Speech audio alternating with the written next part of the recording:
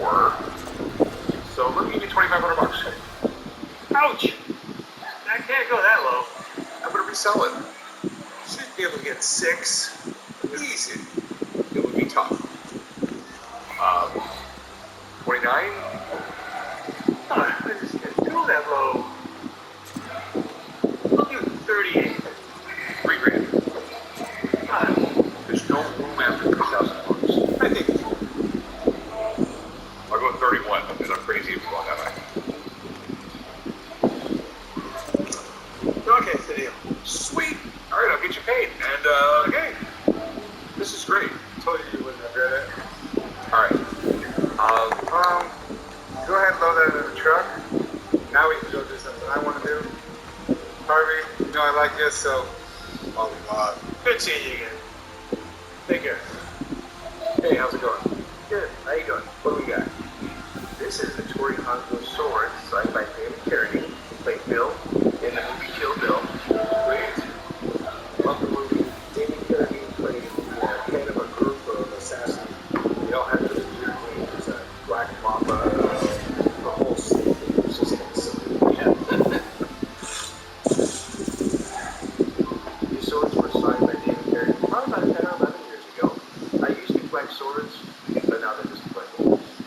I'm looking to get about 2,200.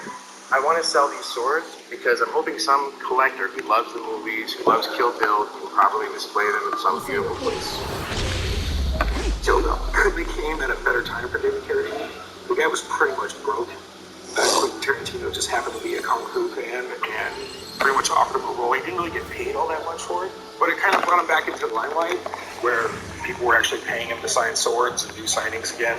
Yeah. Kill Bill was originally just supposed to be one film, but by the time Tarantino was done, the movie was 4 hours, so the studio released it in 2 different parts. That ended up being a really good decision because both films killed it at the box office. So, or replicas, yeah. This one is the Demon Sword, which was Bill's sword, and this one is the Bright Rampage sword. Okay. Let me take a look at them now. Go ahead. Okay, the swords aren't really much, man. They're made to shine. The blades make them look like it's tempered. It's not really tempered. I agree. What are you looking to do?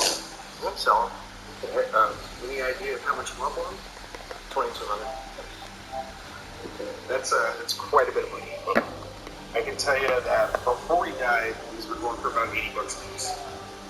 So I'll tell you what. Let me have a buddy of mine from a PSA come down. He knows the autograph world better than anybody, and he can tell me if, since he's died, if they've gone up that much or what. All right. Be right back. That sounds good. I think it's great that an expert's being called in because I'll get the signatures authenticated, and I might learn some more things about this. Well, I got some signed David Carradine swords. Oh, cool. When you talk about like the 70s cult classic type actors, he was a, he did over 100 movies, ended up being pretty popular, and the whole kung fu thing. Once Kill Bill came out, his popularity went insane for a few years, and then he ends up dying in a strange way. But people still are really into his. David Carradine carries a little weight within the autograph community. I mean, he kind of went through a period where no one really cared about him, and then he went through a big explosion where he got popular again after Kill Bill. It was really fan-friendly, so there's still around. What are your concerns for him? I've had the David Carradine signed Tori Hanzo replicas. Before he died, they were only like $80. I don't know what they're worth. Well, yeah, that's usually the thing. As somebody passes away, their signature ends up going up in value. I just want to do a few things. Want to just take a look at the signatures, make sure they're alive. All right, that's the first one. Second one, same kind of exact pattern on them. Definite live. There's no doubt about that. Looks like a Sharpie. The next thing I want to do is just take a look at a couple examples of his signature. The guy was pretty sloppy when he signed it, so very simple. You can see here an authentic example. I see this big D here, and I'm starting with that. You get the heavy lean. He curls in on both of these seats, and it's just kind of sloppy. So, live ink, no problem with that. Signatures match perfectly. Definitely authentic, no doubt about that. Okay. So, what do you think? Well, are these rare? Are they cool? Absolutely.